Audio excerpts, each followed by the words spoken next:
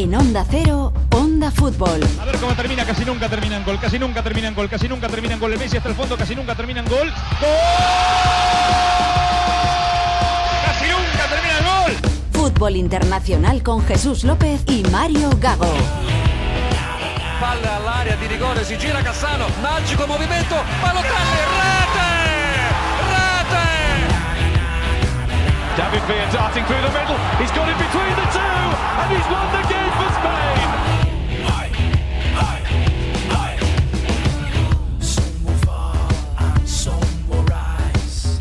¿Qué tal? Saludos, bienvenidos al último programa de Onda Fútbol del 2025. Feliz Navidad a todos, feliz cena de Nochebuena, feliz año, pero antes espero que escuchéis este programa, Jesús López, porque tenemos que contar muchas cosas.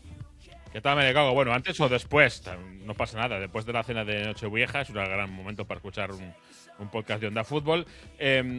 Esta semana tenemos un problemilla pequeño porque Venegas, en vez de tomarse un café de especialidad, se va a tomar un jarabe de especialidad. El pobre está en camita enfermo, así que hemos traído a su mejor, a su superior, que es Manu Terradillos. ¿Qué tal? Muy buenas. ¿Qué tal? ¿Cómo estáis, chicos? Un abrazo a todos, un saludo a todos. No en Francia, Manu se ha escapado. Le han dejado salir. En la aduana no le han puesto problemas. Estoy en mi habitación de adolescente ahora mismo. Mira que… No vamos a preguntarnos de más detalles, no queremos saber más de eso, Manu. Están ahí todos los libros. Para los curiosos de la audiencia, ha habido quedada navideña de Onda Fútbol con Miguel Venegas antes de que se pusiera malo. Una vez… Ya veremos si antes de que se pusiera o no, dentro de un par de días lo sabremos, también te digo. Sí, pero una volta se quedaba, pues yo qué sé, para cenar y tomar unos negronis o algo así, ¿no? Quedamos a desayunar. Sí, madre mía. Bueno, perdona, a ver, vamos a explicarlo bien. Es todo culpa de Miguel. Sí, porque nosotros tres también quedamos y no era desayuno, pero eso ya para otro día lo contamos. Es verdad, Hay alguien que es el más mayor de nuestro grupo de Onda Fútbol y no está presente, precisamente. Bueno, tiempo navideño. Manu, antes de que pongamos un villancico sobre el cual te voy a criticar… Un villancico original, donde los haya. Sí. No, tengo la curiosidad de preguntarte qué nivel de Navidad hay en Francia. Son muy, no sé, hay un Winter Wonderland como en Londres, en Inglaterra, en Italia también son bastante a tope de Babbo Natale, de regalos, de vivir la Navidad. ¿Se vive muy, muy intensamente en Francia? No, yo creo que menos que en España. Yo creo que es un país menos familiar en general. Entonces, sí es verdad que, bueno, ya lo hemos hablado otras veces, ¿no? De que Navidad sí la familia y luego el 31 y cada uno se va a hacer lo que le dé la gana. Pero aún así, incluso con las Navidades, yo creo que hay menos. Hombre, en París, lógicamente, tienes las luces, tienes toda la decoración y lo que quieras, pero se ve más, para mí, personalmente, desde un punto de vista de vacaciones que desde un punto de vista de una celebración familiar. Es decir, la gente lo espera porque es el final de año, porque vas un poco con la gasolina justa o lo que quieras y te viene muy bien la pausa, pero yo tengo esa sensación, y la certeza, por lo menos de lo que he vivido yo, que no hay ese vuelve a casa por Navidad, ¿no? Tan español y el reencontrarte con la familia, que se hace, pero no se espera tanto en ese sentido, sino que es más bien pues unas vacaciones. En Nochevieja sobre todo, ¿no? Esto es muy de España, lo de cenar con la familia en Nochevieja, ¿no? Por ejemplo, en Italia la gente, mis amigos, reservan una casa rural o hay quien va de discoteca, ¿no? Se dice Natale… Directamente te vas a la discoteca, sí. Sí. Natale con i tuoi exacto. Y Capodanno con chi vuoi, se dice. Sí, en París la gente desaparece. Se va pone el 29, el 30, se van 29, 30, 31 y 1 a esquiar con los amigos y ni familia ni nada. Pero vamos, eso desde que llegué yo a Francia, que hace ya casi 20 años, siempre ha sido así. No es algo nuevo de las nuevas generaciones, sino que era… Vamos, que siempre ha sido así, que el 31 es cuestión de amigos. Además, no sé, los que he vivido yo no hay uvas, entonces no hay como esa cuenta atrás, no sé. Yo me acuerdo de un 31 muy triste que estaba… Bueno, muy triste no, claro, lo estaba pasando bien en una fiesta y de repente estábamos todos hablando y alguien dijo, oye, un momento, y miró el reloj y ya eran como las 12:02. Y dijo, oye, que ya es medianoche, que ya es año nuevo. Y entonces ya paramos todos de hablar y empezamos a saludarnos porque no había ese toque de poner la tele, ver la cuenta atrás. Fue una cosa un poco surrealista, pero sí, no, el 31 es fiesta y celebración con los amigos. Tengo una peor todavía en Londres. Mira que yo siempre intentaba escapar en esas fechas siempre que se podía de Londres y estar en España, pero a veces no se podía. Y una vez que estaba en Nochevieja en Londres, yo vi el fin de año en el reloj de una valla publicitaria de la calle. Íbamos camino del puente de Vauxhall para verlos, a ver si veíamos los fuegos y nos podíamos colar un poco por allí. Y íbamos tarde porque habíamos salido tarde de casa, etcétera. Y claro, yo de repente me fijo en la valla publicitaria y veo 23:59. Tenía una valla con un relojito. Entonces me quedé esperando al momento en que cambiaba 0000 y dije, bueno, pues nada, ha empezado un año nuevo. Y así fueron mis uvas ese año. No recuerdo que tuviera ninguna desgracia, ¿eh? O sea que lo de la mala suerte, no sé yo si tiene mucho valor. Es que lo de las uvas es insuperable. O sea, lo de las uvas, se haga o no se haga, guste o no guste las uvas, vamos. En Italia lo que sí que se hace en varios sitios son conciertos y claro, antes justo de medianoche se hace la cuenta atrás. 3, 2, 1, feliz año nuevo y sigue el concierto. Pero bueno, hay al menos un concierto y una fiesta en varias ciudades. En Milán, no sé este año la verdad, pero otros años se han hecho conciertos que salen por televisión y demás. Pero bueno, Manu, lo importante, ¿cómo se canta? Buah, es que es increíble. Es un hallazgo, ¿eh? Va a ser un nuevo clásico de Onda Fútbol. Sí. Villancico navideño en francés. Vive le vent se dice, ¿no? ¿Cómo se dice? Vive le vent d'hiver. Viva el viento de invierno. del invierno. A ver si os suena de algo, porque si hay algún oído muy avezado, puede ser que encuentre alguna similitud. Sur le long chemin, tout blanc de neige blanche, un vieux monsieur s'avance avec sa canne dans la main. Et tout là-haut le vent qui siffle dans les branches lui souffle la romance qu'il chantait petit enfant. Oh, vive le vent, vive le vent, vive le vent d'hiver qui s'en va sifflant, soufflant dans les grands sapins verts. Oh, vive le temps. Nah, extraordinario, Manu. Fuera. Jingle Bells. Son muy navideños aquí, son muy Viva navideños el viento aquí. de invierno. Pero Esto ¿cómo? parece una traducción de una película en España, que también la traducen como les da la gana. Pues Jingle Bells, que significa las campanas que tocan, ¿no? Jingle Bells. Pues Claro, pero ¿y el viento de invierno? ¿Qué Decían pasa? en Radio También hay Estadio- viento de invierno. Decían en Radio Estadio este domingo que Jingle Bells era una canción que se concibió o se creó, se compuso para carreras de caballos y que luego alguien la pasó a Navidad. No sé cuánto tiene de cierto eso, ¿eh? No ha sido Pues sí, verificado habla de independientemente, carreras de pero- caballos. La letra habla de carreras de caballos, efectivamente. Sí. Oh, what fun is it to ride In a one in a horse one horse open open sleigh, sleigh. Sí. Pero el ritmo, bueno. Bueno, aquí en Francia también son muy de Mariah Carey y de ese tipo de cosas, ¿no?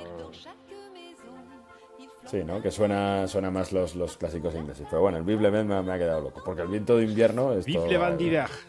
Esto es todo el año. En fin, no sé qué de navideño tiene. Pero bueno, además el viento. O sea, puede nevar, pero el viento, que es lo más molesto del mundo cuando estás esquiando, cuando estás haciendo lo que Es que quieras. es una palabra. Viento es una palabra que se usa mucho, en francés para todo. Yo estaba hace poco explicándole a alguien. Cuando alguien se va, y digamos, ¿no? Que se va del trabajo, que empieza algo nuevo, le puedes decir bon vent, buen viento. ¿Sabes? Que cuando lo traduce suena, ¿no? Que se fue echando, ¿cómo se dice en español? Lo de vete echando vientos, ¿no? O que te lleve el viento, no sé. No, es como buen viento de, pues cuando se iban los barcos, ¿no? Que tengas un buen viento, que te lleve a buen puerto y demás. Y es con viento fresco. Sí, eso, vete con viento fresco. Pues la palabra viento se usa mucho en francés para muchos dichos, para muchas cosas. Entonces por eso no me sorprende, siendo extranjero que lleva mucho tiempo en Francia, no me sorprende que se usen el villancico. Mira, para ir Podría haber introduciendo… dicho, viva las luces de invierno, viva las canciones del invierno, viva la familia en invierno, pero bueno, pues viva el viento. Bueno, pues para ir introduciendo un poco el tema del fútbol este fin de año, yo quería hacer un apunte rápido. ¿Cuántas rondas tiene que pasar, por ejemplo, el PSG para plantarse en cuartos de final de Copa de Francia, por ejemplo? Se me ocurre. Espérate, ha sido 32, 16, pues tiene que pasar ahora 2. 2 rondas, vale. 16 y octavos, sí. ¿Y Hay cómo derbi, se- por cierto, No, en Copa. pero en total 4. No, Es decir, empieza, sí, ha empezado en la previa, ha empezado en 32avos. O sea, que va a hacer 4 rondas para llegar a cuartos de final. Eso, Y, la y cuarta, son, ¿Y es sorteo puro o hay condiciones? No, hay sorteo puro. Vale, bien. Sorteo En Inglaterra puro, un también. partido en el campo del equipo menos fuerte. En Inglaterra también empiezan con todos. Ahora en la FA Cup, por ejemplo, en en enero, en la primera semana de enero, en la semana de Reyes, y desde el principio también en las 2 copas, sorteo puro, etcétera. En Italia, Mario. Un partido, los 8 primeros. Un partido te plantas en cuartos, los 8 primeros de la Liga. Los demás de la Serie A, 2 partidos. Y además, en Italia, el equipo de mayor rango, más poderoso, los 8 primeros, por ejemplo, juegan siempre, es a partido único, en casa. Octavos y cuartos de final. Y la recaudación del partido, eso sí, se divide entre los 2 equipos. Si juegan por ejemplo, la Alessandria hubo hace unos años, Serie C, llegó a semifinales, y pues si se juega en San Siro, se divide la mitad de la entrada para la Alessandria y para el Milan, lo cual a nivel de dinero... Eso se hace en Inglaterra también, es decir, se sortea dónde se juega la eliminatoria, si en casa del grande o del pequeño, pero después de quitar gastos, la taquilla se divide porque obviamente no hay ida y vuelta, solo hay una ida.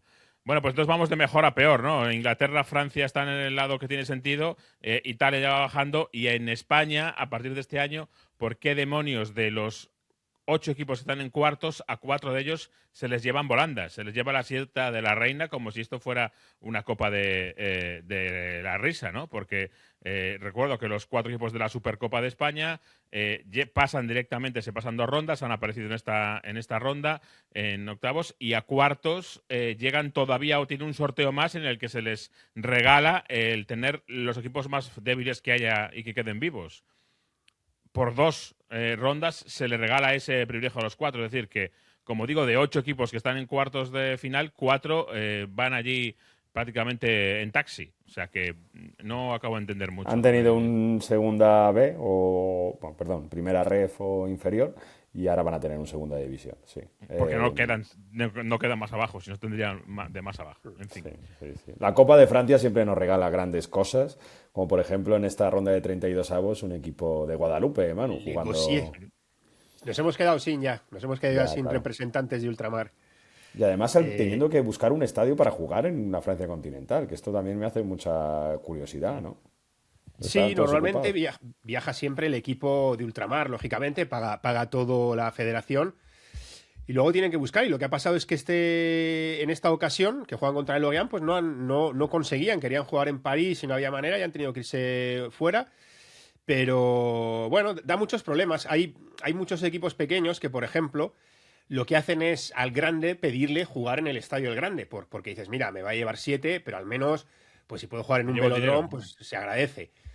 Pero eso también da muchos problemas, porque luego esos estadios son muy caros, no siempre te garantizan un lleno, no siempre vas a tener un lleno, o lo puedes tener pero igual a precios populares sin recaudar lo suficiente. Y eso pasó, por ejemplo, que decía con el velódromo, que un equipo le dijo, oye, pues jugamos en el velódromo, jugáis en casa vosotros, os ahorráis el desplazamiento, y los chicos pues tienen ese placer, ¿no? De jugar una vez en su vida en el velódromo, porque son equipos amateur. Y al final el Marsella aceptó, pero después de mucha presión, no sé si incluso la federación tuvo que poner algo de dinero, porque decían, es que no me compensa abrir el estadio porque voy a perder mucho dinero. O sea, no voy a llenar el velódromo para este partido, los gastos de funcionamiento son los mismos que siempre.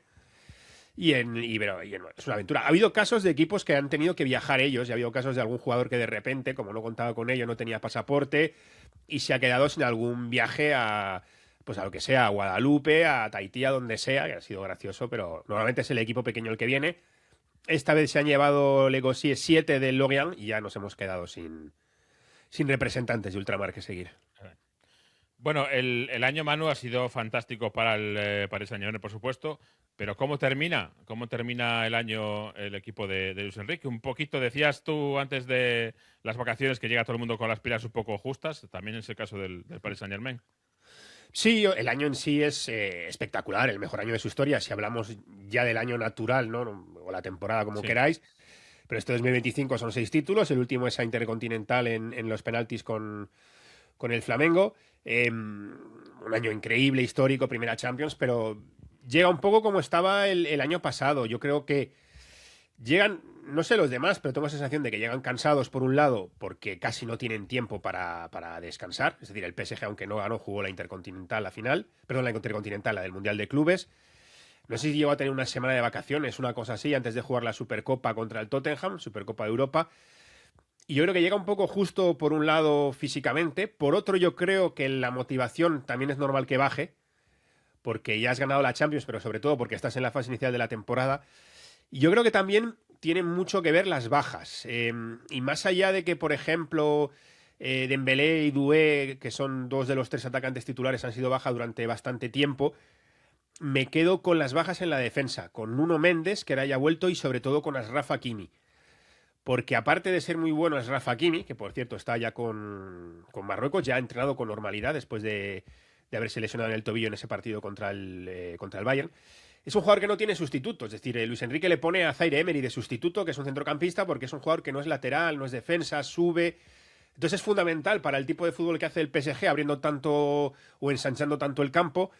Y para mí se ha notado mucho a la hora de atacar equipos cerrados. No, Zaire Emery te puede conducir el balón, pero no es Achraf Hakimi, no sube con la misma velocidad, no te cierra igual cuando hay que defender. Y yo creo que es un equipo al que las bajas, sobre todo, más allá de la calidad individual, como son piezas tan bien encajadas en el sistema de Luis Enrique, pues se ha notado mucho. Entonces, bueno, pues es un equipo que está un poco al ralentí, ahorrando energía, esperando tiempos mejores. Van a estar un punto por detrás del Lens en la Liga, que yo imagino que la acabarán ganando. Están en 16avos de Copa, que van a haber derbi contra el París FC. Y lo mejor, y yo creo que Luis Enrique lo que quiere, y lo dice siempre, es estar en posición de ganar los títulos en marzo. A mí ha habido partidos, por ejemplo, incluso la Intercontinental, me da un poco la sensación de que era un partido de Liga de noviembre. No sé si coincidís, si lo viste, o sea, que no era un equipo que se estuviese jugando un título en cuanto a intensidad, como pudimos ver, por ejemplo, en la final contra el Inter, sino que era un equipo que se tomaba las cosas con mucha calma, ha hecho muchas rotaciones, y yo creo que él está sacando los partidos adelante y apurando todo lo que puede de cara a estar bien en abril, más bien antes, en febrero o marzo, y tener ya sobre todo a todo el equipo y al once inicial suyo disponible. Claro, si lo comparamos con el año pasado, que estaba contra las cuerdas en Champions, el juego era todavía mucho peor y demás, en ese sentido, y cómo acabó la temporada, ¿no? Pero, y es verdad lo que decías de Flamengo, no se necesitó tanta intensidad para ganar a un equipo de Felipe Luis que venía fundido de ganar la Liga y de ganar la Libertadores, la gran temporada de Flamengo. No, estaba mirando el inicio de temporada, el inicio de año que le viene al Paris Saint-Germain es doble enfrentamiento contra el París FC, el que has dicho de Copa y el de Liga, y la Supercopa también contra el Olympique Marsella, que aquí en Francia han dicho, no la vamos a llevar a Arabia Saudí, como los italianos y como los españoles. Obviamente no hacemos como en Inglaterra o en Alemania de quedárnosla aquí. ¿Dónde la vamos a llevar? A ver qué país queda a Kuwait. Se va a jugar en Kuwait, a eso sí, a un partido solo, ahí no se saca tanto rendimiento económico, ¿no? Sí, bueno, pero hombre, el rendimiento económico lo sacas en lo que te pague el país. Yo no sé si llevarte a 4 equipos de Francia te garantizaría mucho más, porque seamos sinceros, lo que esos países quieren es ver al PSG, al Marsella un poco también, ¿por qué no? Pero lo ideal es que vaya al PSG. El año pasado, si no recuerdo mal, se hizo en París porque se iba a haber hecho en Tailandia y también se habló de Pekín, pero hubo muchísimos problemas para llegar a acuerdos. Había incluso problemas de poca fiabilidad de pago de la empresa que lo organizaba, y al final se tuvo que hacer en París, pero bueno, es una cosa que se quiere hacer ya desde hace tiempo, y pues oye, el equipo que más pague, el PSG es catarí, con lo cual, pues hombre, igual ir a Arabia Saudí no le hacía tanta gracia, no lo sé, yo ahí lo dejo, ¿no?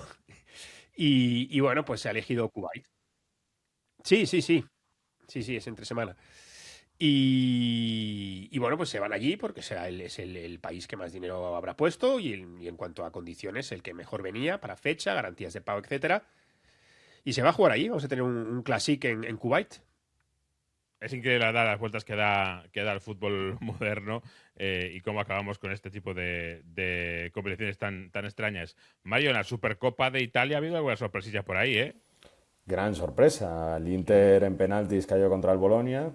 Yo espero que paséis mejor la Navidad, o cuando vayáis a atacar las gambas en la cena de Navidad, esas cosas, vayáis con más ganas que Marcus Thuram de tirar el penalti, porque se está haciendo bastante meme, que falló en esa tanda de penaltis. Sí, al Inter le está costando lo de toda la temporada, ¿no? Al final es un equipo que en los partidos clave no acaba siendo letal, aprovechando las oportunidades. Incluso en defensa, también se estaba hablando mucho de esto que hablamos en Onda Fútbol semanas atrás, ¿no? De querer cambiar de portero, oportunidades a Josep Martínez. Bueno, da la sensación de que el Inter necesita un empujón psicológico más que futbolístico para ser de verdad fuerte en este tipo de partidos. Estamos grabando el lunes, así que tendremos esa gran final entre Napoli, que eliminó al Milan, vaya cabreo también ahí entre Allegri insultando al segundo de Conte, espectáculo y demás, pero bueno, ese cinismo que se dice en Italia sí que lo tiene más el Napoli y el Inter. Y aunque esta Supercopa es un torneo menor, sí que descubre muchas dinámicas de fútbol que veremos durante toda la temporada. Y de momento el Napoli en ese aspecto psicológico está mucho mejor que un Inter que cayó por penaltis contra un Bologna, que fue campeón de Copa el año pasado y que Vincenzo Italiano le está llevando con Juan Miranda a la defensa a un nivel excelso, este Bologna, que lo vivisteis en Vigo recientemente también, sí, por desgracia. Y que jugó además, fue absolutamente superior desde lo físico hasta lo futbolístico, pero partiendo de lo físico, yo creo que echó un poquito del campo el Celta en ese sentido y a pesar de empezar perdiendo, acabó remontando ese partido de Europa League. Y en Inglaterra, yo tengo que decir, esta semana última antes de Navidades, no última del año, porque en Inglaterra sabéis que esto sigue y sigue, y quedan 2 jornadas todavía antes de que termine el año, nada menos, pero para mí el Arsenal tenía un día muy, muy complicado, porque después de toda la gran primera vuelta que ha hecho, no es sin mácula, pero casi. Después de lo destacado que estuvo a veces como líder, después de todo el hundimiento del Liverpool, el City que lleva un año perdido, de repente llega el 20 de diciembre, sábado, y juegas y el City está por encima tuya. Ya están aquí de vuelta estos pesados otra vez, los mismos de los últimos 7 años, pero qué demonios es esto, parece el Terminator, que le matas y que le disparas y te sigue. Con Haaland, exacto, con el Erlinator. Y tenía un partido después de esa victoria del City muy complicado, visitando al Everton, sábado por la noche, llenísimo el nuevo campo de Everton, que es espectacular, que tiene una acústica fantástica, un rival muy complicado, sobre todo en su casa, y el Arsenal no se despeinó. Hizo un ejercicio de tranquilidad, de soberbia, de su sobriedad, de tener controlado el partido, salvo un par de momentos del choque en el que el Everton consiguió agitar un poco y crear un poco de locura. En general lo tuvo muy... no un dominio clarísimo de 0-3, no haciendo ese esfuerzo, sino de decir, bueno, yo tengo la pelota y me mantengo en mis coordenadas y en alguna te la voy a coger. Obviamente en alguna que fue en un córner, que tuvo como consecuencia un penalti, unas manos clarísimas. Pero me parece que ha sido una prueba de madurez muy grande del Arsenal como líder y es una noche, decíamos en la transmisión de la televisión, una noche en la que se ganan y se pierden campeonatos y pasó el examen. La conciencia, la consapevolezza que se dice en italiano, ¿no? La conciencia de que sí que este año puede ser campeón el Arsenal es tremenda y eso se percibe en este tipo de partidos, que es, por ejemplo, lo que falta al Inter en los grandes partidos que decíamos, esa diferencia, que no es todo el juego, es psicológica. Bueno, antes de centrarnos, de despedir a Manu y centrarnos en la Copa de África, Radio Estadio hemos contado, y Manu Terradillos ha contado el debut de Marruecos en la competición, esa gran victoria 2-0 contra Comores, con un golazo espectacular, el segundo de Marruecos, ahí de una chilena dentro del área. Tremendo. ¿Qué te ha sorprendido del debut de los anfitriones en esta Copa África 2025, Manu? Golazo del Cádiz, sí, de chilena. A ver, el equipo en sí no me ha parecido tampoco... Me parece que tiene jugadores para hacerlo mejor. Ganó 2-0 a Comoras, que aguantó bastante bien 70 minutos. El ambiente es espectacular. Juegan en casa, jugaron en Rabat, el estadio lleno, a pesar de la lluvia, un ambiente increíble. Pero luego es un equipo que tiene, para mí, profundidad. Es decir, luego los cambios, ha entrado Abde, ha entrado el Nesiri... Faltas Rafa Kimi, es un equipo que tiene profundidad y es un equipo que sí que físicamente en la segunda parte, cuando ha hecho falta, le ha puesto un poco más de presión, de intensidad, de rapidez, de despliegue físico. Igual no tenían tanto fútbol, pero sí capacidad física y al final pues han hecho a caer a las Comoras que bastante ha hecho el bueno de Pander de salvar pues no sé cuántos goles. Luego el equipo en sí, pues bueno, ha tenido sus cosas. Brahim, que marcó el primer gol, Amrabat ha estado muy presente y sobre todo me ha gustado mucho, aunque quizá no se hable tanto de él, de Salah Eddin, que es el lateral izquierdo. Bueno, entre Comoras pues era un sistema 4-3-3, pero que los dos laterales subían, y de los tres del centro del campo, Amrabat se quedaba fijo y el Ainaoui y Unai Subían también, incluso se escoraban a la derecha para intentar crear superioridad a la hora de los 2 contra 1, pero era muy difícil porque Comoras te defendía con 8 atrás, prácticamente, 8-9 de campo, menos Said. Pero bueno, pues es un jugador que es el que hace el que pone, no es un centro, la pone picadita para que remate el Cavi de chilena, y me parece que es un jugador bastante aprovechable, con mucha proyección. Y luego, pues en cuanto al resto, yo creo que son los grandes favoritos junto a Senegal, pero hoy les ha costado mucho. Fallaron un penalti, el domingo. Fallaron un penalti falló un penalti Raimi, un penalti que le habían hecho a Brahim Díaz, que si hubiesen marcado, pues yo creo que con más tranquilidad, porque no llevaban ni 10 minutos de partido, yo creo que era el 9, pues habría sido diferente. Pero que les ha costado, pues porque les cuesta mucho a todos los equipos, pues los equipos que se encierran atrás. Aún así, pues tienen un 11 muy bueno. Si se recupera a Rafa Hakimi, que ya está entrenándose con el grupo, aunque no haya sido titular este domingo, pues un equipazo y con mucho banquillo, y además pues juegan en casa. Bueno, pues los grandes favoritos, aunque yo creo que Senegal tiene bastante que decir aún. Este último Onda Fútbol del 25 se lo vamos a dedicar a la Copa África.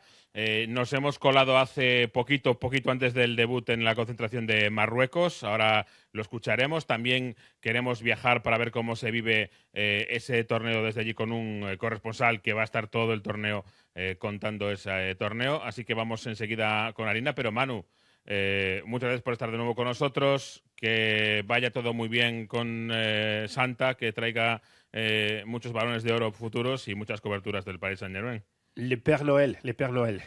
Aquí el Padre Noel, ni siquiera el Papa, el Padre Noel. Mira. Un placer como siempre, chicos. Un abrazo. ¡Hala, buen viento, eh! Un Buen abrazo. viento, cuidado que no te dé el viento. Seguimos y vámonos a África.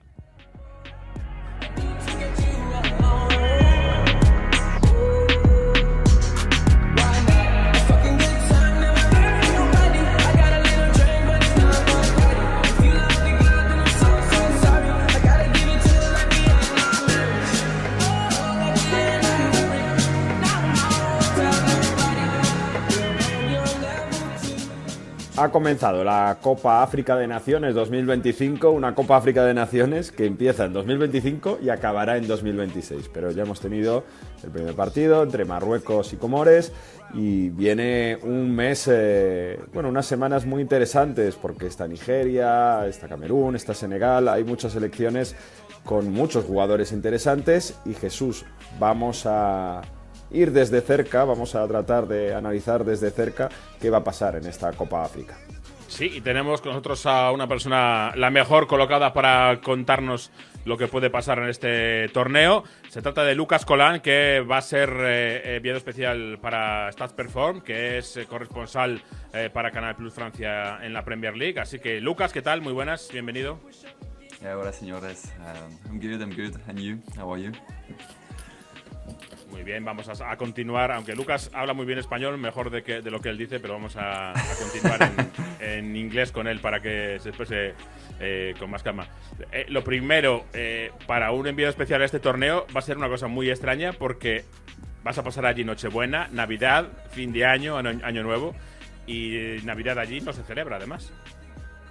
No, yeah, for me it would be like very special, obviously.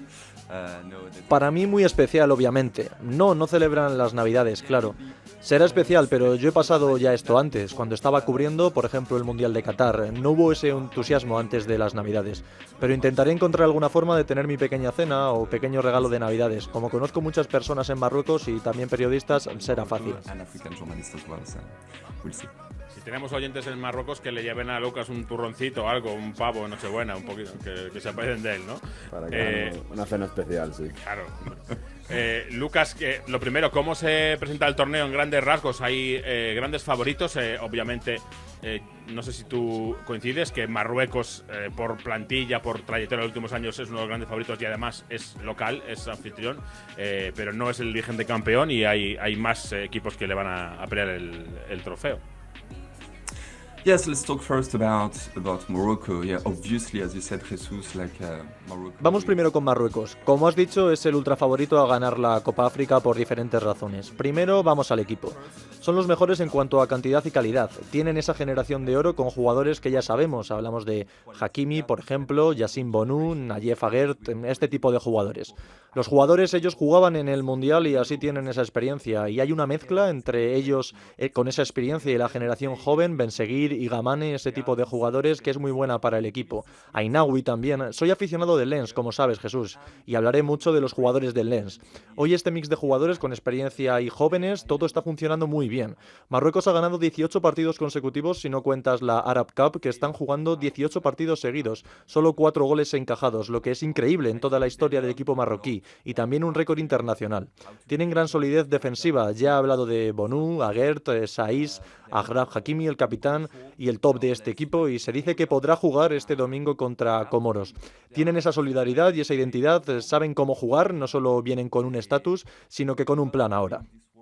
Porque me podrías decir que eran favoritos también para la última Copa África en 2023. Sí, pero tenían ese estatus gracias a la hermosa historia que protagonizaron en el Mundial. Ahora tienen el estatus, la madurez y un plan, y pueden sacar las lecciones del fracaso de la última Copa África. Creo que aprendieron mucho cómo preparar esta Copa África. Tienen más control y tienen que ganar. Como dijiste, juegan en casa y tienen que ganar esta copa porque hay una presión del público que puede ser negativa o positiva también, pero consiguen manejarse con esta presión para jugar en su país. Pueden llegar muy lejos. Nosotros vimos en la última Copa África que es muy difícil jugar en tu propio país cuando eres anfitrión. Costa de Marfil jugó muy mal. La ganaron como sí que querían ellos, pero al final fue un desastre. En Marruecos, si se manejan con la presión, les puede ir bien. Local pressure, they can obviously go very well. Lucas, en Marruecos, además, como dices, es la gran favorita, se juega en Marruecos en esta CAF, y esto puede servir también un poco para ellos para hacer una prueba general del próximo Mundial, que va a ser Marruecos, Portugal y España. Esperamos grandes venues, grandes estadios, ¿tienen una infraestructura muy grande montada para este Mundial, para esta CAF? Yes. You know, during the past few years. Sí. Sabes, durante los últimos años Marruecos ha hecho mucho trabajo en términos de infraestructuras. Por ejemplo, para la selección nacional se construyeron muchos centros de entrenamiento. No son ya los campos espartanos que se veían antes, ahora son instalaciones modernas. Los 9 estadios de la Copa África son todos modernos, todos era, ¿cómo decirlo?, muy limpio, muy nuevo. Porque se construyeron y renovaron los estadios no para esta Copa África, se pensaron para el futuro, para el siguiente Mundial. Se están volviendo muy profesionales de esta manera en el fútbol. Tienen una nueva mentalidad, una filosofía y una visión para el fútbol y la cultura en Marruecos que es nueva. Seeing the football and the football, I would say, culture around Morocco. Sí, yo tengo que decir en esto, si me permites, que yo estuve en Marruecos cubriendo en Rabat el Mundialito de Clubes hace ahora casi 2 años, el que ganó el Real Madrid, y el estadio era todavía pequeño, estaba bien, no tenía ningún problema, no era un estadio grande, un estadio propio de un Mundial, pero obviamente queda mucho tiempo para eso. Lo que más me llamó la atención fue el centro de entrenamiento que tenía la federación allí en Rabat, para entendernos como la ciudad del fútbol que tiene la Federación Española en Madrid, en Las Rozas. Era absolutamente impresionante. O sea, yo me quedé muy sorprendido del tamaño, de lo bien que estaba. Era como unos jardines por los que ibas paseando y había campos. Es unas instalaciones absolutamente increíbles. Luego ya para llegar hasta allí era más complicado, tengo que decirlo, que fue un torneo de logística complicada. Solo voy a contar que el taxista que me llevaba a mitad de camino tuvo que parar el coche en medio de la carretera para quitar su cartel de taxista, porque por lo visto algún tipo de norma no podía llevarme más allá de un punto y la federación estaba más lejos que donde podía. Entonces se quitó el cartel del taxi para poder llevarme sin que le parara la policía. Bueno, en fin, fue un viaje muy curioso en cuanto a infraestructuras, y eso es otra de los puntos, Lucas. Yo creo que estás preparado, tú lo conoces bien el país, estás preparado para que va a ser un torneo diferente y difícil, un challenge en cuanto a moverse, a logísticas, a transporte, ¿no? Yeah, but you know, Jesus, they have to give a good image of it, you know. Pero ¿sabes qué, Jesús? Tienen que dar una buena imagen de ello. Tienen que mostrar que pueden manejar el número de personas que van a ir a Rabat. Recuerda que en Rabat hay 3 estadios. Será enorme. Será el centro de toda esta energía. Tienen que demostrar que pueden manejar primero la Copa África para poder proyectar después el Mundial. No sé si hablaremos de esto más tarde, pero he estado en Marruecos un par de veces este año. Estuve en septiembre y había protestas de la generación Z sobre el hecho de que el gobierno gastara más dinero en los estadios que en hospitales o en educación. Y protestaban sobre la precariedad, muchos problemas, sobre las reconstrucciones de este desastre, el terremoto que sucedió hace 2 años en Atlas, por ejemplo. Y el gobierno hizo muchas promesas para calmar esta generación y todas estas protestas, para poder empezar la Copa África en calma y como la seda. Así que ahora mismo en Marruecos lo veré esta semana. Voy a ir mañana a Rabat, veré cómo es, pero hablé con mis amigos allí en Rabat y Casablanca, por ejemplo, y me dijeron que ahora mismo el gobierno ha hecho muchas promesas para poder comenzar la Copa África de buena manera. Pero la cosa es que ahora en Marruecos está lloviendo. Hubo inundaciones en Safi la semana pasada y mis pensamientos están con las personas que murieron la semana pasada en el Safi. Pero están con esas sensaciones encontradas porque son felices de recibir a miles de personas, están emocionados por este torneo, pero al mismo tiempo son conscientes de que muchas cosas no se han resuelto todavía en Marruecos en muchos problemas. Bueno, vamos a ver cómo se desarrolla el torneo. Hablabas, Lucas, de que hay 4 estadios en Rabat. Uno de ellos, el Moulay Abdellah, tiene 68.700 espectadores, capacidad para casi 70.000 personas, aunque el de Tánger todavía es más grande, que tiene para 75.600. También se va a jugar en Fez, en Casablanca, en Marrakech y en Agadir. Esperemos ver muy buenos partidos. Hemos hablado de Marruecos. Quizá en el segundo escalón, en las selecciones que están por debajo de Marruecos a ser favoritas para levantar el torneo, podemos contar con Egipto, porque Mohamed Salah además está en un puesto muy, muy particular. Argelia también, Argel viene con muy buen equipo. Y quizá Nigeria sería, que ha entrado en el Mundial justo en el último momento, en esa repesca del pasado mes de noviembre. Yeah, that's exactly what Opta is saying. Sí, es exactamente lo que predice Opta con el superordenador. Ya mencionaste los 3-4 equipos que son principalmente favoritos, pero es muy interesante lo que dijiste, Mario, porque con Egipto, por ejemplo, lo que consigan en el torneo dependerá mucho de 2 jugadores, como Mohamed Salah, que está teniendo una de las peores temporadas en Liverpool ahora mismo. Yo estuve en Anfield para el Liverpool-Brighton y su situación en el Liverpool no ayuda a su situación con Egipto. Y la cuestión es, cuando hablé con un periodista egipcio, me contaba que Salah no estaba jugando tampoco muy bien con Egipto durante los últimos partidos. Así que tenemos el mismo Salah en Liverpool y con Egipto. Y el segundo jugador que podemos ver como estrella para Egipto es Marmoush. Y Marmoush no está realmente jugando mucho en el Manchester City las últimas semanas.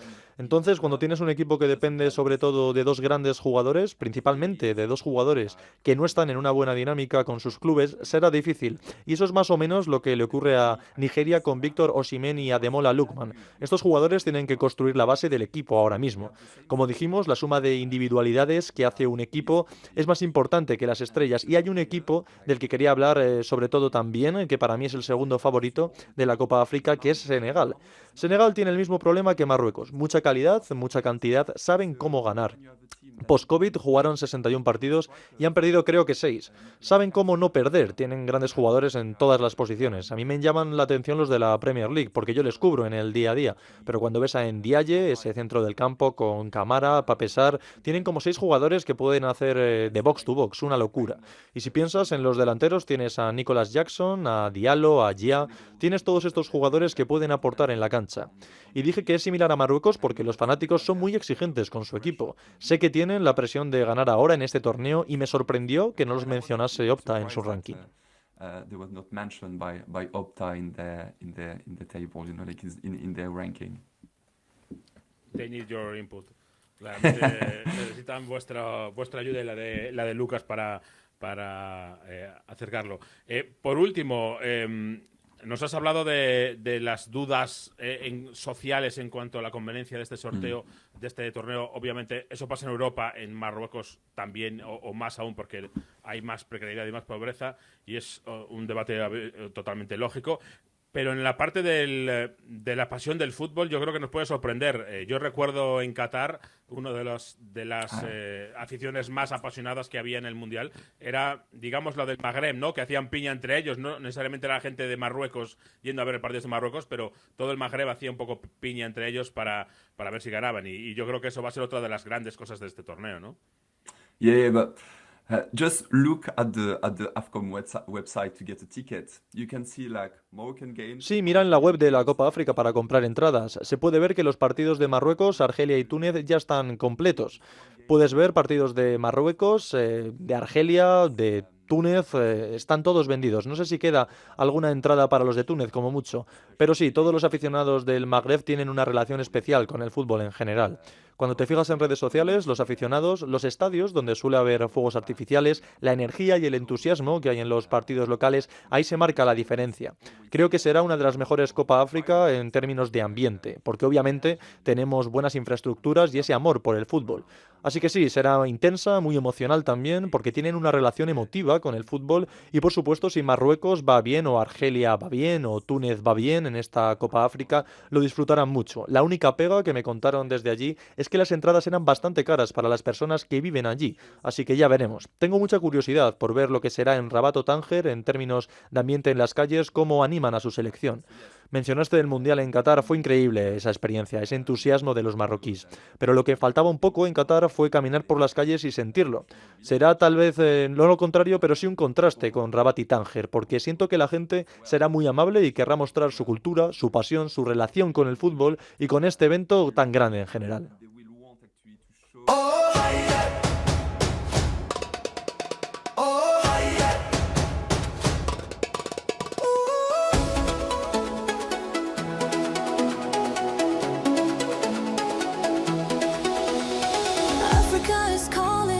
Voices rising higher, let's go answer the mother. It's time to come together, let's get to know each other. Y después de analizar un poco cómo va a ser esta Copa de África 2025, nos centramos en el anfitrión, en el equipo probablemente el favorito para ganar esta CAF 2025, Jesús. Sí, el anfitrión, el favorito y además que tiene bastante pasaje por ahí ADN español en su preparación. Hablamos, por ejemplo, con su preparador físico, que es un preparador físico español de larga trayectoria en el fútbol europeo, en el fútbol español, en muchos equipos de primera división y que lleva ya más de 3 años dirigiendo en Marruecos a la selección nacional. Edu Domínguez, ¿qué tal? Muy buenas. Hola, ¿qué tal? ¿Cómo estáis? ¿Todo bien? Muy bien, nos hablas además desde la ciudad deportiva de la Federación, 3 días antes de que comience el torneo, en la concentración del equipo. O sea, estáis ya con todo preparado, con los jugadores entre algodones, entiendo, y preparados para empezar el torneo. Pues sí, hoy tenemos entrenamiento por la tarde, llevamos entrenando con casi todos los jugadores desde el lunes. El domingo llegaron por la tarde algunos, otros el lunes por la mañana. Pero ya iniciamos el lunes la primera sesión y ya estamos pues en las puertas del partido inaugural, que es el domingo a las 8. Sí, nosotros cuando se emita este podcast ya habrá pasado ese partido, con lo cual no sabemos qué va a pasar, lo dejamos como incógnita porque nosotros publicamos el lunes, pero sí, obviamente tenemos que darte tiempo el fin de semana de tranquilidad para que estés centrado en las obligaciones. Edu, lo primero, ¿cómo están los chicos? ¿Cómo se llegan? Porque hay dos partes aquí. Obviamente estamos desde hace unos años el monotema en el fútbol es el calendario cargado, etcétera, y tú sabes más que nadie que los colegas a lo mejor de los equipos europeos miran a este torneo con un poquito de recelo, ¿no? Sí, la verdad que yo he estado en otra parte en los clubs también y cuando sucedía esto de estar entrenando en Europa o en cualquier país y venía la Copa África, que suele ser siempre en esta fecha, se te iban un par de jugadores a lo mejor y bueno, en un momento importante de la temporada donde se juntan calendarios, por ejemplo en España la Liga, la Copa, y bueno, y era un calendario que interrumpía un poco a los clubs. Pero bueno, ahora desde este lado, la verdad que tengo que agradecer a todos los clubs donde nuestros jugadores están jugando en Europa y también en el Golfo, unos cuantos en Arabia y Qatar, y la verdad que todos los staffs con los que he tenido relación durante estas semanas yo entendiendo esto hemos tenido una relación de mucha información, de mucha fluidez de información para que ellos me facilitaran los datos que de los jugadores durante estas semanas, y yo también entiendo que con ellos tengo que corresponderles y que tengan conocimiento semanalmente de lo que van haciendo con nosotros, ¿no?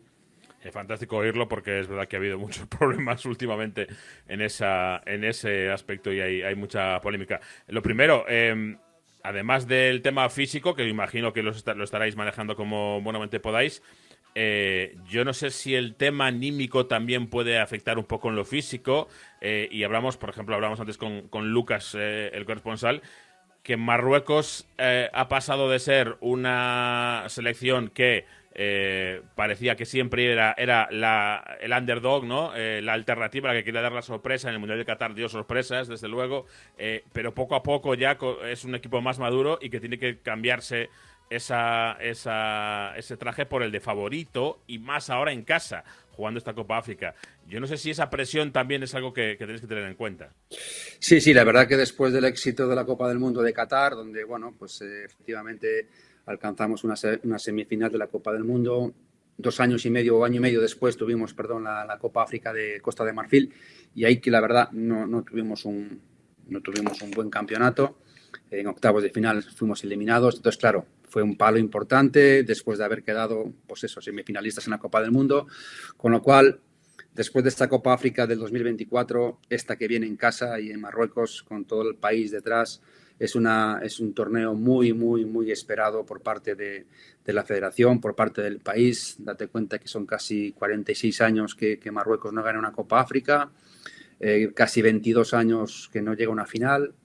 Y bueno, yo la verdad que ya llevo aquí unos añitos y estoy percibiendo un feeling diferente a lo que hemos vivido en otros torneos o en las concentraciones previas que hubo, fechas FIFA en septiembre, octubre y noviembre. Y la verdad que se palpa que estamos con ganas de que el equipo consiga el título, porque yo creo que sí que somos los favoritos, pero el fútbol pueden pasar muchas cosas, obviamente. Pero veo a los jugadores muy concienciados, todo el entorno también, y yo creo que todos esos factores extra van a ayudar, obviamente. Edu, tenéis hasta 5 jugadores de la Liga en esta convocatoria, con 2 del Betis, Amrabat, Abde, está Comac también, o Unagi del Girona, y Brahim Díaz del Real Madrid. ¿Cómo ha sido la adaptación? Porque ha sido uno de los últimos, no en llegar, ¿no? Porque ya lleva varias convocatorias, pero sí en adaptarse al grupo y, también al sistema de juego de la selección de Marruecos. Bueno, Brahim ya desde ya lleva unas cuantas, después de la Copa África esta de Costa de Marfil, ya se llegó a un acuerdo y él decide jugar con nosotros, y ya participó en toda la fase de clasificación del Mundial y en la fase de clasificación de esta Copa África, aunque ya estábamos clasificados por ser anfitriones, pero muy bien. O sea, es un jugador que efectivamente con otros compañeros están jugando en la Liga Española. Es un equipo donde se habla mucho español también. Bono, que había estado en la Liga Española también. Entonces, no se siente para nada extraño en este ámbito, en este ambiente, y la verdad que en ese aspecto sí estamos intentando. Eso es una labor que el entrenador ha conseguido o siempre ha trabajado sobre este tema, de que seamos no una selección que cada uno venga de su club, sino que seamos grupo, familia, y que nos sintamos como si estuviésemos jugando y compitiendo durante 6 meses seguidos, ¿no? Y en ese aspecto Brahim está muy bien, adaptándose, obviamente, como todos a lo que le demanda el entrenador, y seguro que va a hacer un buen campeonato, porque está ilusionado de hacer algo con la selección. Supongo que lo habéis preparado mucho. Como dices, lleváis años pensando con este 2025-2026 marcado en rojo. ¿Cómo llegan los jugadores después de una temporada tan exigente, después de algunos que habrán venido del Mundial de Clubes? Además, ¿cómo está siendo el trabajo de preparación de este torneo? Además, en un torneo que yo entiendo que físicamente para todos es un nivel muy alto. Sí, el problema es que tampoco hemos tenido mucho tiempo para poder preparar. Date cuenta que llegaron el lunes y es como si fuese una semana de un campeonato de liga. Han jugado el domingo, sábado con sus clubs, y el domingo tenemos que jugar con la selección. Con lo cual no ha tenido mucho tiempo para para poder en este periodo con algunos jugadores estimular o mejorar alguna capacidad. El trabajo tuve que haberlo hecho antes y ya lo hice, con los compañeros, con los colegas que están trabajando en los clubs, intentando que si algún jugador que podía venir con nosotros no estaba jugando mucho, que les diesen un trabajo complementario, que tratasen de cuidarlo un poco, y en ese aspecto, pues la verdad que, ya te digo, muy agradecido a los clubs por esa información que me daban, porque yo no puedo hacer una preparación en 2-3 días para que los que no jugaran mucho, hombre, por ejemplo, Brahim no ha gozado de muchos minutos en su club, Ilias Akomaz tampoco ha gozado muchos minutos en su club, pero me consta que sí que han hecho trabajos complementarios, trabajos extras para intentar, bueno, por el bien del jugador, por el bien del club y ahora, obviamente, por el bien nuestro, ¿no? Edu, hemos hablado, ¿no?, de que la ilusión de que se gane esta Copa de África, del favoritismo. ¿Cómo están siendo la llegada, ¿no?, a toda esta Copa de África, esa preparación? Desconozco si habéis tenido algún entrenamiento a puertas abiertas, pero imagino que, bueno, la gente se acerca a la ciudad deportiva, está deseando que llegue el debut y el ambiente tiene pinta de que va a ser increíble, ¿no? Además, en estadios muy modernos, lo que hemos estado hablando también. Sí, la verdad que desde el punto de vista de lo que es instalaciones, logística, organización, es un evento que no tiene que menospreciar a una Copa del Mundo en cuanto a todo lo que es la repercusión de social media, ¿no? Todo lo que es a nivel de retransmisión de televisiones, etcétera, etcétera.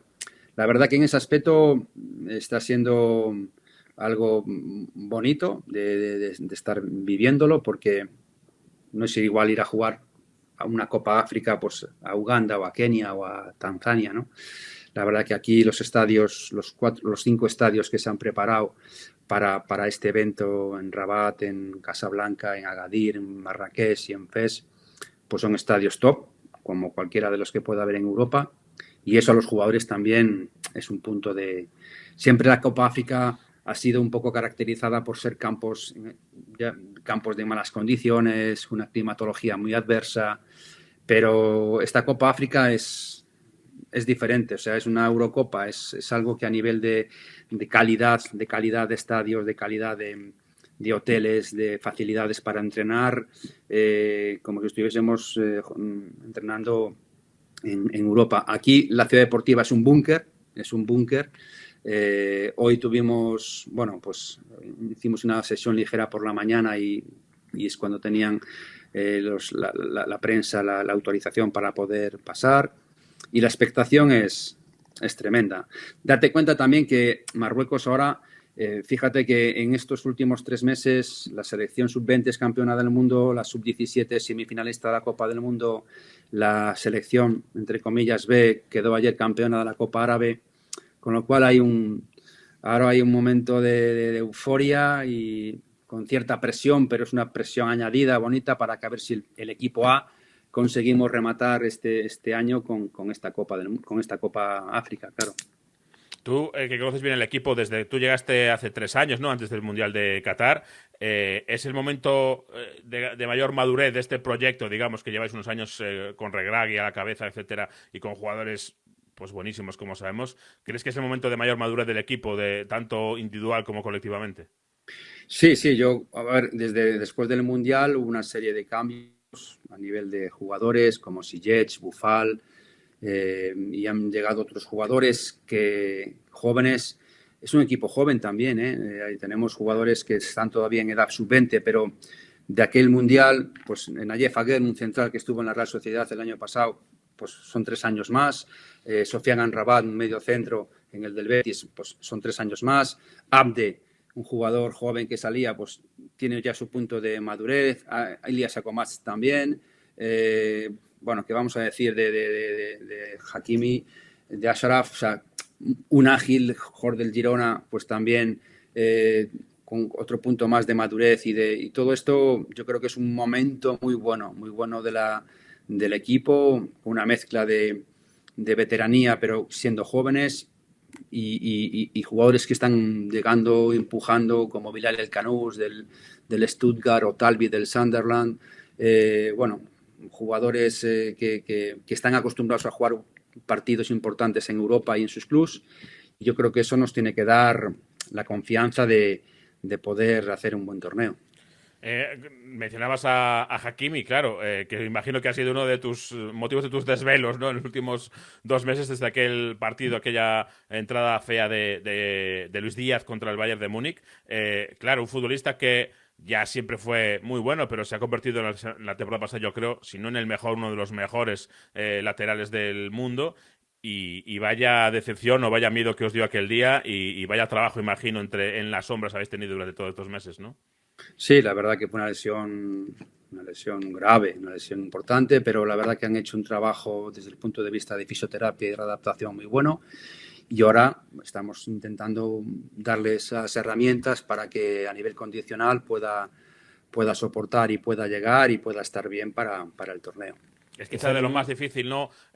Medir hasta qué punto quiero contar con el futbolista, pero viene de un periodo de lesión y tengo que saber hacer las cosas poco a poco y a tientas, ¿no? Ese equilibrio difícil de conseguir, entiendo. Sí, es una decisión que hay que ser inteligentes. Es decir, puede jugar, pero ¿a qué nivel puede estar? Entonces, bueno, es un campeonato largo, son 7 partidos, hay una fase de grupos de 3 partidos. Y después viene ya lo que son las eliminatorias. Bueno, ahí el staff y el técnico tiene que valorar cuándo podemos o cuándo puede estar y tiene que estar. Pero bueno, la verdad que él es un talento físico también, ya te lo digo. O sea, hay jugadores que con muy poquito estímulo ya se entrenan, ya están a un buen nivel y es el caso de Ashraf. Y le iba a decir que también es uno de los líderes del vestuario, ¿no? Imagino que su personalidad dentro del vestuario, no sé si antes de los partidos incluso, pero con otros compañeros más jóvenes lleva la voz cantante, ¿no? Sí, es nuestro capitán en estos momentos, junto a Román Saiz, otro veterano, pero que, bueno, ahora el capitán en las últimas convocatorias es Ashraf y la verdad que tiene una gran influencia sobre los jóvenes. Un jugador, un liderazgo ganado, pero no a base de ejemplo, con lo cual es muy importante para nosotros este jugador, pero también está Bono o está Román Saiz, que son jugadores que, ya te digo, que y hay otros jugadores en la sombra que son líderes porque lo hacen en sus clubes, como puede ser también Nus Mazraoui, que está jugando en el Manchester United, y son jugadores, yo creo que, pues eso, jugadores con una edad muy buena a nivel de edad biológica, me refiero, pero también a una edad de maduración futbolística extraordinaria. O sea, que yo creo que es el momento. O sea, no podemos dejar pasar esta oportunidad. Porque además, y la última ya por mi parte, la sensación es que llegan otras selecciones con muy buen nivel, ¿no? Por ejemplo, Senegal, que estuvo contra Brasil, contra Inglaterra, bueno, el caso de Mohamed Saleh con Egipto, Nigeria, que aunque ha sufrido también va a estar en el Mundial, ¿no? Incluso República Democrática del Congo, que va a tener una chance ahí en la repesca. Yo creo que hay muchas selecciones que han subido el nivel, ¿no? Es una Copa de África, tú, Edu, que has estado en los últimos años, ya has visto la trayectoria de mucho jugador de calidad y titular en grandes equipos. Es que Marruecos tiene un buen equipo, pero efectivamente, Mario, hay muy buenas selecciones. Es un torneo, yo creo que va a ser un torneo muy bonito porque Senegal, Egipto, Túnez, Nigeria, son selecciones con jugadores que están jugando en Europa en grandes clubs, con buenos staffs, con buenos entrenadores, con lo cual va a ser un fútbol muy atractivo, muy físico también, de mucha ida y vuelta, de mucha transición. Yo creo que va a ser pues un torneo bonito y ya te digo que no va a ser fácil ganarla, obviamente, porque hay muy buenas selecciones. Hace 2 años ganó Costa de Marfil cuando era la que organizaba el torneo. Que fue arrastrándose todo el torneo, que estuvo a punto de quedarse fuera varias veces. Sí. Efectivamente, es verdad. Y yo creo que va a ser una competición ahora en este momento del año muy atractiva para el espectador. Y ya te digo, y muy disputada porque hay muy buenas selecciones también. Oye, Edu, y la última y cerramos, porque obviamente estáis todos 100% concentrados en el torneo que empieza enseguida y que es el más importante, pero es año de Mundial y Marruecos, además de este torneo, tiene el Mundial. Va a ser otra de las fuerzas, ya lo fue. Si viene de unas semifinales en Qatar y además ahora es un equipo más maduro, pues imagínate las posibilidades que tiene el equipo. Yo no sé hasta qué punto crees que lo que pueda pasar en este torneo también nos puede afectar o puede variar un poco cómo llega el equipo a esa cita de México, Estados Unidos y Canadá. Sí, estoy de acuerdo contigo, Jesús. Para mí ahora el Mundial está muy lejos, o sea, muy lejos. Lo veo, nosotros tenemos que focalizar nuestra energía en este torneo y después lo que pase, pues pasará. Pero que en estos momentos, bueno, el sorteo es un sorteo que comparado con el sorteo que nos tocó en Qatar, con el grupo teniendo a Croacia, Bélgica, que eran selecciones que habían llegado a semifinales en la anterior, y Canadá, pues ahora tenemos a Brasil, a Haití y a Escocia. Bueno, a priori parece un mejor grupo, pero te digo que en esos momentos no pensé más de un minuto en lo que es el Mundial del verano, porque ahora tenemos que estar con todas las fuerzas y la energía centrada en este torneo. Normal. Bueno, pues Edu, te agradecemos muchísimo que nos hayas dedicado 2 minutitos desde ahí, desde ese fantástico complejo que está cerquita del aeropuerto de Rabat, en la concentración de la selección marroquí. Mucha suerte y vamos a seguir desde luego de cerca lo que vaya pasando en el torneo. Muy bien, muchas gracias por el seguimiento y cualquier cosa que necesitéis, aquí estoy. Ojalá estéis en esa final del 18 de enero, la seguiremos sin duda desde Onda Cero y desde todos los lados, porque es un torneo que de verdad que tiene muy buena pinta. Gracias, Edu, y nosotros vamos con el último episodio del curso de Historia Futbolística 2025-2026, aquí en Onda Fútbol.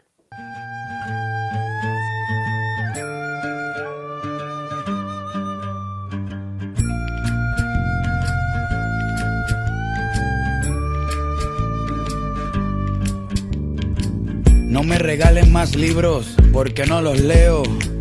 Lo que he aprendido... Hay una historia de fútbol que no entiende de fronteras rígidas, una historia escrita con pasaportes provisionales, acentos mezclados y camisetas que hoy parecen imposibles.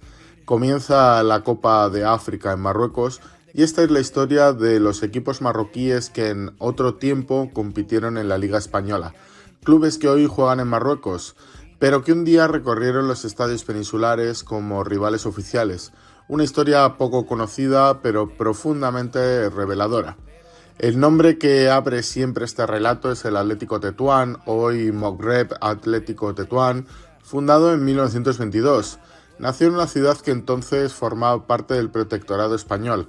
Aquella circunstancia histórica convirtió al club en algo único. Era africano por geografía, pero español por competición. Durante décadas, el Atlético Tetuán escaló las categorías dentro del fútbol español hasta lograr una hazaña irrepetible. En la temporada 1951-52, el Atlético Tetuán jugó en Primera División. Es, aún hoy, el único club africano que ha disputado la Liga. Enfrente tuvo al Real Madrid, al Barcelona, al Athletic Club. Viajó a Chamartín, al Escorts, a San Mamés. Perdió mucho y ganó poco, descendió ese mismo año, pero dejó una huella imborrable. Aquella camiseta rojiblanca representaba algo más que el fútbol, era el símbolo de una frontera difusa entre dos mundos. Pero el final de esa historia estaba escrito fuera del césped. En 1956, con la independencia de Marruecos, el Atlético Tetuán no podía seguir compitiendo en el campeonato español, y el club se dividió. Su parte marroquí dio origen al actual Maghreb Atlético Tetuán, que se integró en la Liga Nacional Marroquí y acabaría convirtiéndose en uno de sus grandes nombres, campeón en 2012 y 2014. La parte española, en cambio, no desapareció, se fusionó con el Ceuta Sport Club para dar lugar a la Agrupación Deportiva Ceuta. Esa fusión no fue solo administrativa, fue un cierre simbólico de una etapa histórica. La Agrupación Deportiva Ceuta heredó la plaza, los colores y la memoria de un club que había sido africano y español al mismo tiempo. En sus cimientos estaba el Atlético Tetuán, que había jugado en Primera División. De algún modo, cada ascenso y cada partido del Ceuta sigue llevando consigo aquel pasado compartido al otro lado del estrecho. Tánger también tuvo su capítulo en esta historia común. Allí surgió el España de Tánger, fundado en 1939. un club que compitió durante varias temporadas en segunda división. Nunca alcanzó la élite, pero fue un habitual del fútbol profesional español en los años 40 y 50. Representaba una ciudad internacional, abierta, donde convivían lenguas, banderas y culturas. Su fútbol era reflejo exacto de esa mezcla. El España de Tánger desapareció oficialmente tras la independencia, pero su legado no se perdió del todo. Parte de su historia, de su estructura y de su lugar en el fútbol español también quedó integrada en el proceso que desembocó en la creación de la Agrupación Deportiva Ceuta, reforzando la idea de que Ceuta se convirtió en el último puerto de llegada de aquel fútbol colonial que se retiraba del norte de África. Estos equipos no fueron simples invitados exóticos en la Liga Española, fueron parte estructural de su historia. Competían, descendían, ascendían y sufrían como cualquier otro. Sus jugadores cruzaban el estrecho para jugar los domingos y regresaban a ciudades donde el fútbol se mezclaba con la política, la identidad y el final de una época. Hoy el fútbol se presenta como un negocio global. Conviene recordar que ya hubo un tiempo en que Marruecos y España compartieron algo tan íntimo como una liga, que hubo estadios peninsulares donde sonaron acentos del Magreb y gradas africanas donde se celebraban goles que contaban para la clasificación española. El Magreb Atlético Tetuán y la Agrupación Deportiva Ceuta siguen representando una herencia única, ambos hijos de la misma historia, porque hubo un día en que Marruecos jugó en la Liga Española y ese día fue más grande que cualquier otra frontera.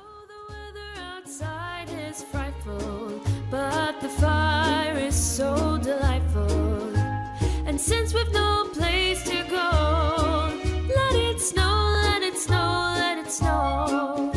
It doesn't show signs of stopping. Bueno, pues ahí estaba la última lección. Nos faltan las notas de Navidades que nos dé el profesor. Vamos a ver qué es lo que nos acaba poniendo Mario. Pero hasta aquí, Onda Fútbol en 2025. Aunque el fútbol no ha acabado en 2025, tenemos después de esta semana de Nochebuena y de Navidad. No hay Boxing Day, pero sí que hay jornada, bastantes partidos el sábado 27. También hay jornada en Italia, no para el fútbol en Italia, y la última jornada del año de la Serie A. Y además, si no me equivoco, en Bélgica también se juega. Y por supuesto tenemos esta Copa África de la que hemos hablado, de la que habrá fútbol prácticamente todos los días. Y la gran final el 18 de enero. Es un torneo que vamos a seguir cuando empiece el año 2026 también en Onda Fútbol. Volveremos allá pues, un poco antes de Reyes, si no me equivoco, ¿no? Sí, el día 4, creo que es 4 de enero o 5 de enero, por ahí. Oye, en Casa Gago va a haber pavo, va a haber gambas, va a haber conejo, no sé, que se toma en Nochebuena. No se ha decidido todavía, la verdad. Voy a estar con sobrinas. Sé que va a haber regalos futboleros, porque soy el tío futbolero que estoy empeñándome en poquito a poco pues meter el virus del fútbol. Y además viene a Alemania ya ahí con el Thor. Tú eres el que me dicen, tú eres el que haces Thor, ¿no? Thor. Es buenísimo, hay que hacer algo de eso. Así que no está decidido todavía el menú. Pero bueno, hay panetones, eso sí, seguro en estos días, bastante dulce y sí, algo haremos. En mi casa somos de pavo al champán en Nochebuena, no puede faltar. Y de criticar que hay pocas patatas, esas son las dos tradiciones familiares. El pavo al champán porque las patatas hechas en el horno con el pavo y el champán, pues oye, quedan. ¿Pero esto de cena de Nochebuena o de comida de Navidad? De cena de Nochebuena. Ya la Navidad ya es libre.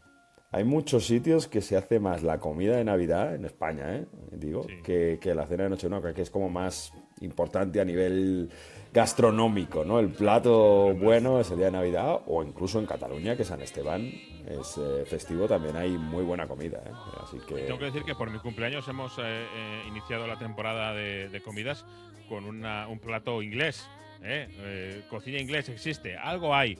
Un solomillo Wellington ha caído, o sea que ha sido de lo poco que hay, un homenaje a Gordon Ramsay. Mira, mi plato italiano por excelencia para estos días es súper fácil. Carne cruda, así no hay que cocinar, se hace increíble, un chorrito de limón y a funcionar. Un poco una especie de tartar, que es muy típico de Piemonte. Si pasáis por Turín, probad de eso, además de los agnolotti. Y hay vino caliente también en Turín. Bueno, en fin, hay un montón de platos, ya sabéis. Así que nada, disfrutar estos días de las fiestas, pasadlo bien, ved mucho fútbol y al inicio de 2026 estaremos para comentarlo. Aquí estamos de vuelta. Si queréis acompañar a un pobre narrador que no tiene vacaciones en la tele, me veréis estos días como el que más, pero nos vemos al otro lado del telón, Mario. Muy buen fin de año. Buenas Navidades. Felices fiestas. Abrazo a todos. And my dear, we're still goodbying.